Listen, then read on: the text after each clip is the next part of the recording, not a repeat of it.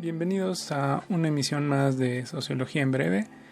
y en esta ocasión trataremos el tema del sexenio de Gustavo Díaz Ordaz de 1964 a 1970.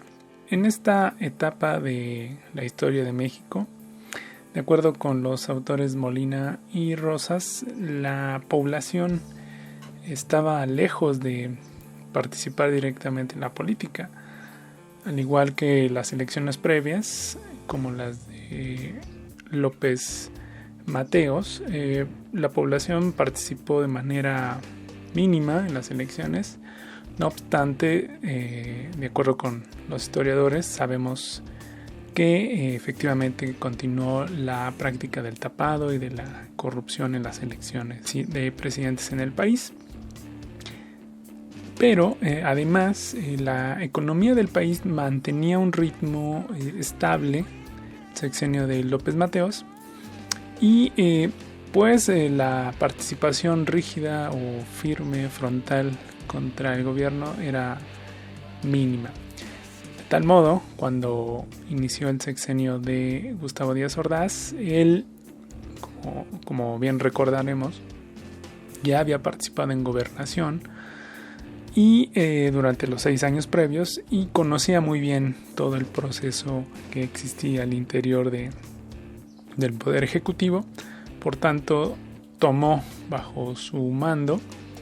pues esta continuación del modelo que él mismo coordinó durante épocas de López Mateos y mantuvo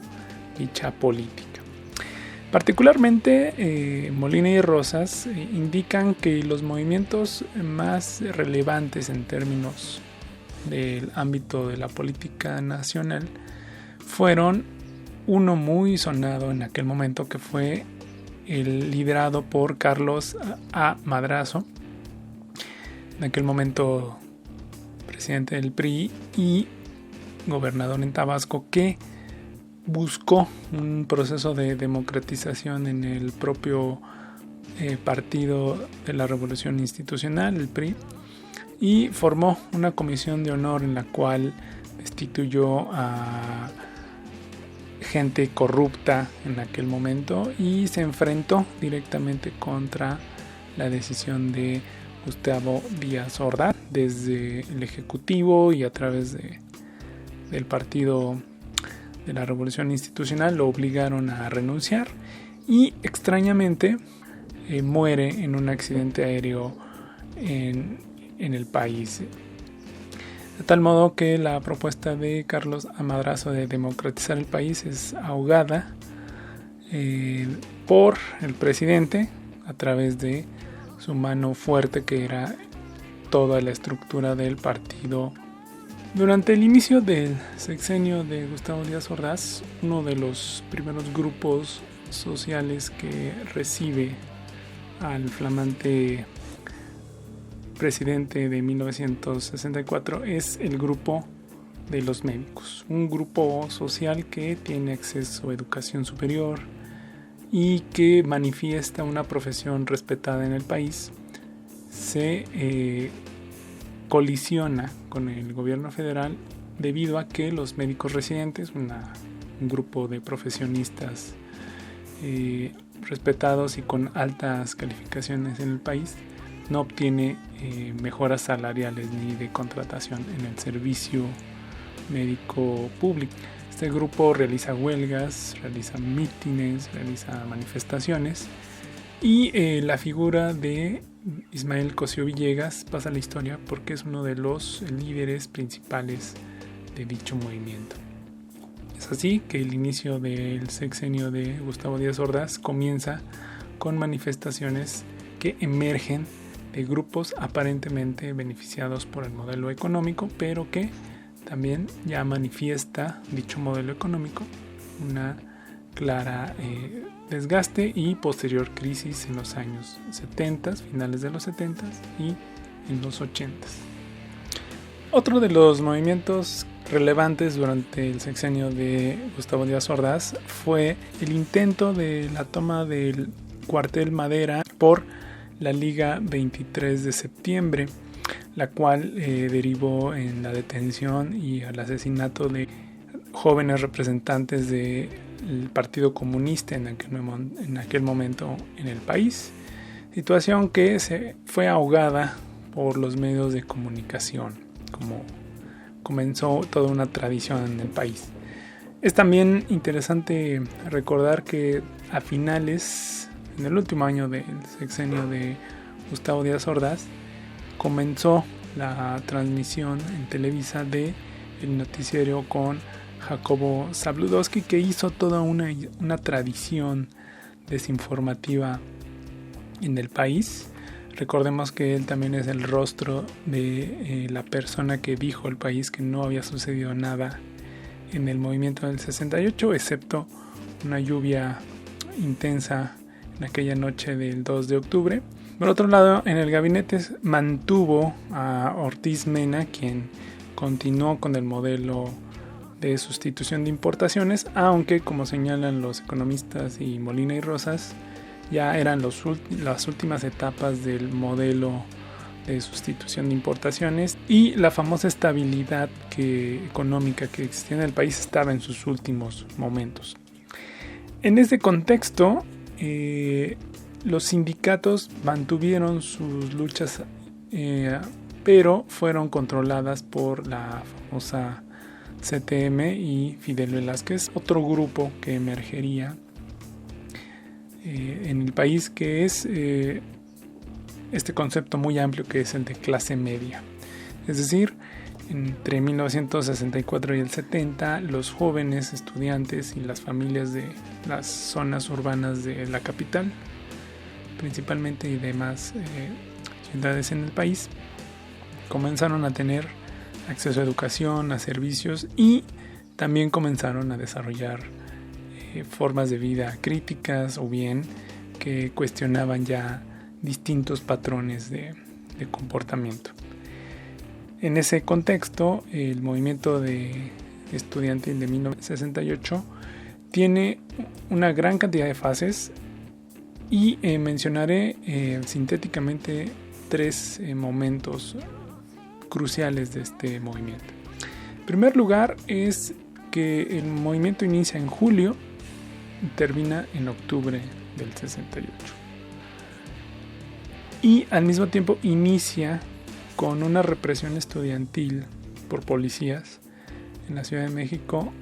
después de que existe una pelea entre jóvenes estudiantiles en la calle por jugar fútbol americano, o tochito, como lo llamamos en México.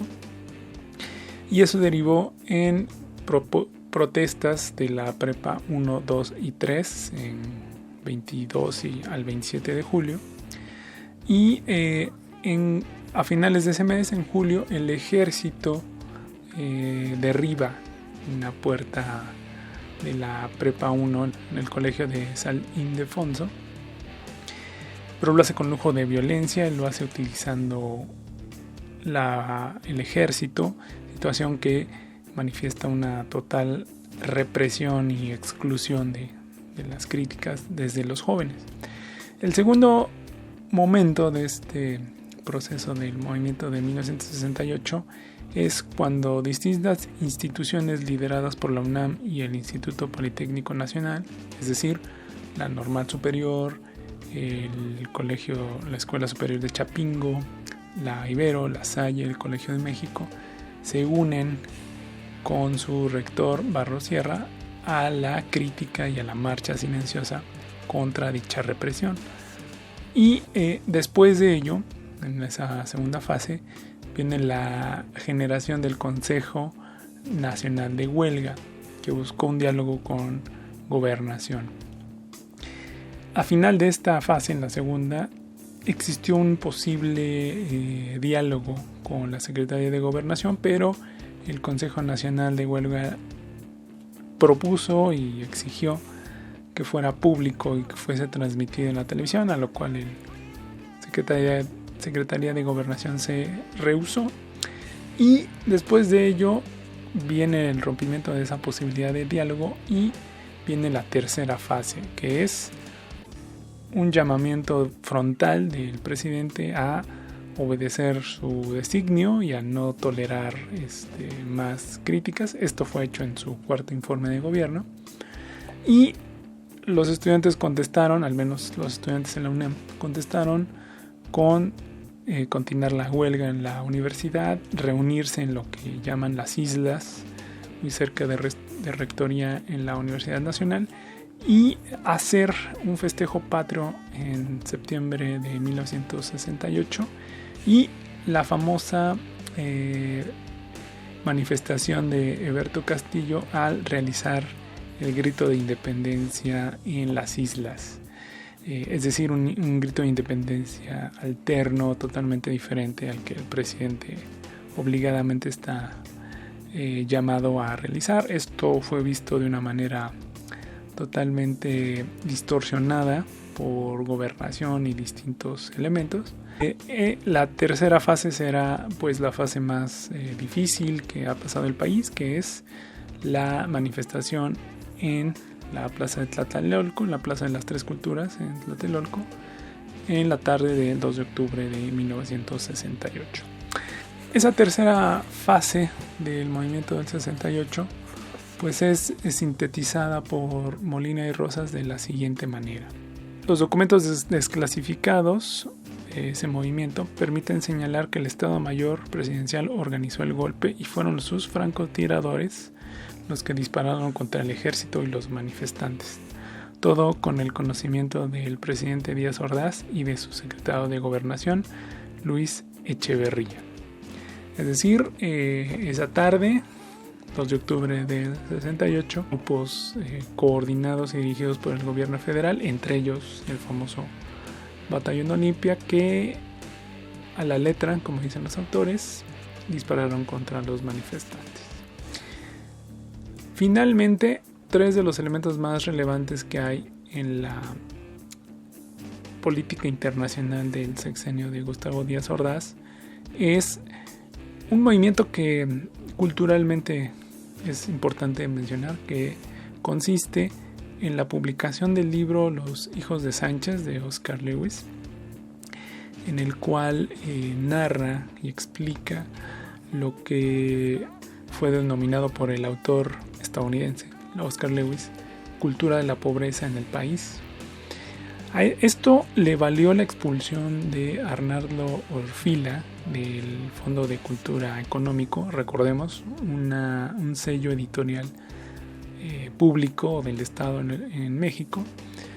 Fue expulsado Arnaldo Orfila por haber publicado una obra en la que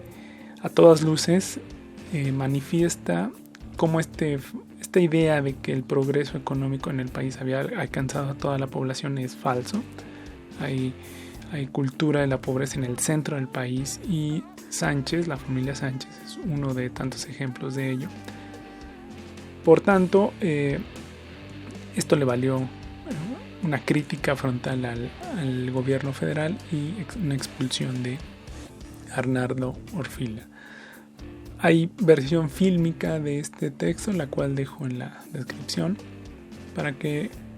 pueda usted revisar la versión fílmica con Anthony Quinn de ese texto de Oscar Lewis y que critica la sociedad mexicana y esa falsedad, el desarrollo estabilizador para todos. Por otro lado está la celebración de los Juegos Olímpicos en la Ciudad de México, la cual no se detuvo por el movimiento del 68 y que pues trajo una manifestación muy importante de los medios de comunicación en el país. Surgió una mujer muy peculiar en esos Juegos Olímpicos, denominada la novia de los Juegos Olímpicos del 68, Vera Zaslakava, quien pues bailó y su rutina gimnástica con música nacional, y no solo ello, sino que terminaría casándose con un integrante de la delegación de Checoslovaquia en la cátedra del país, de tal modo que los medios de comunicación explotaron esta heroína olímpica y que captó la atención de de toda la población en el país. Asimismo, hubo dentro de la política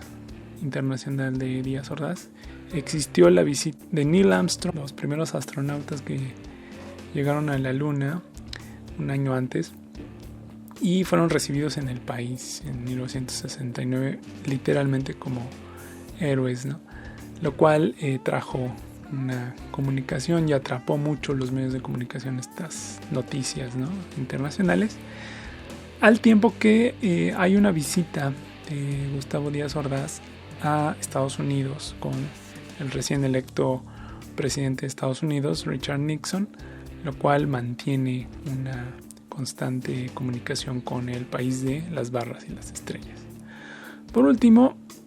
la figura de Díaz Ordaz está llena de controversias, al menos en México es uno de los presidentes que